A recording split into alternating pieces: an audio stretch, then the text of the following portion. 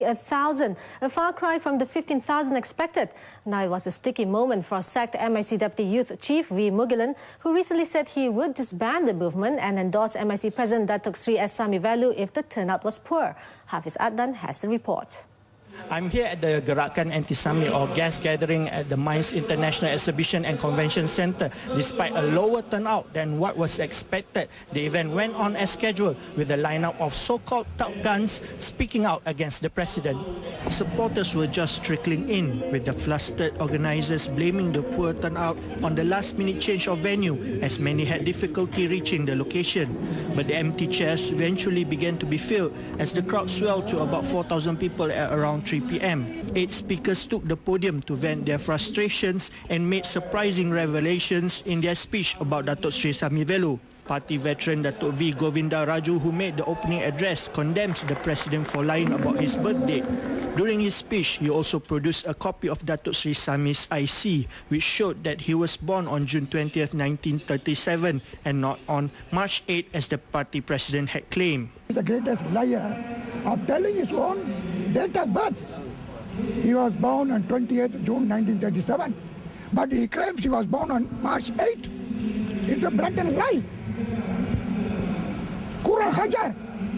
Another party veteran and younger brother of former MIC President Tan Sri V. Manika Vasagam, Datuk V. L. Kandan, slammed Datuk Sri Sami for claiming that it was his brother and not him who had urged then MIC President Tun V. T. Sambandan to step down. Now he is twisting and saying Manika was pushing Sambandan out. Manika never did that. He was a very loyal number 2. Also taking the stage was SAC PJ Selatan Division Chief V. Subramaniam or Barat Maniam, SAC Central Working Committee CWC members KP Sami and G. Kumar Aman, and former MID CEO P. Chitira Kala.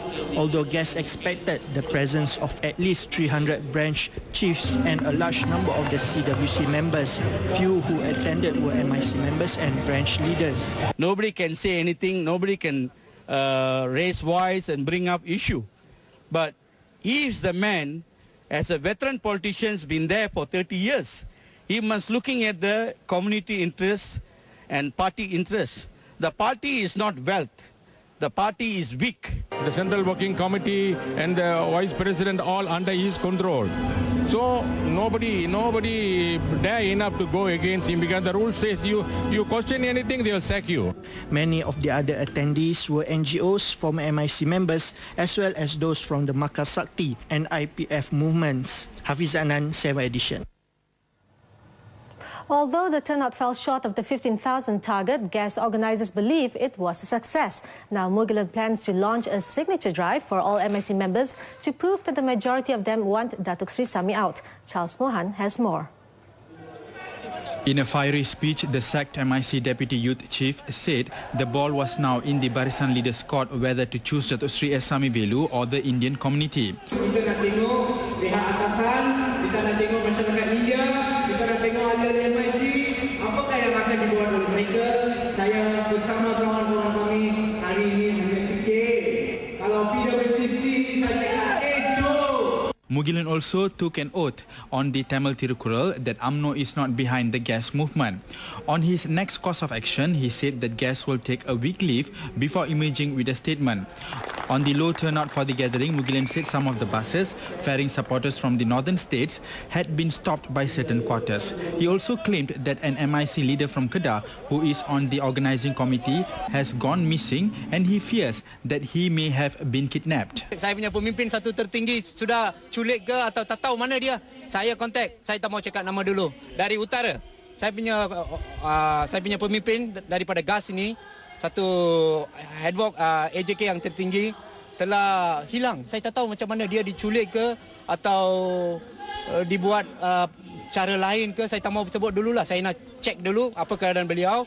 Beliau telah untuk makluman, di Prai saja 3 bas orang dah kumpul di Penang, lepas tu bas tiada. Contohlah saya bagi, ada banyak kes lah.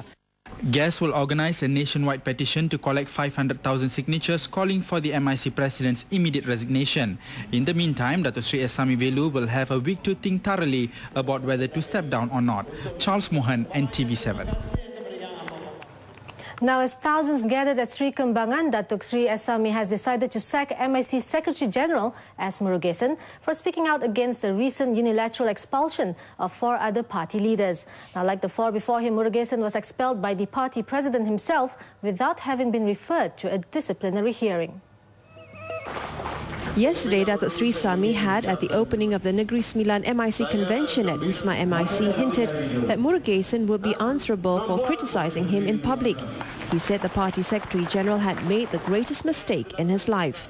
The former MIC Secretary General broke ranks with the party president on Friday, saying that the presidential power, which had been used to expel the 4 elected CWC members, should have been used as only a last resort and not the first option. When contacted today, Murugesan remained composed, saying he was ready to face the consequences. He also congratulated Negeri Sembilan Party Chief T. Rajagopalu, who will be taking over his post. It's the prerogative of the President to appoint or dismiss the Secretary General. I wish to thank the President for giving me the opportunity to contest in Subang and to serve as the Secretary General of the party. I stood for what I believed in, and I was ready to face the consequences. I wish to take this opportunity to congratulate Datuk T. Rajagopalu on his appointment and wish him all the best. 56-year-old Rajagopalu, who is a lawyer by profession, is also an MIC CWC member. On to other local news, the Selangor state government has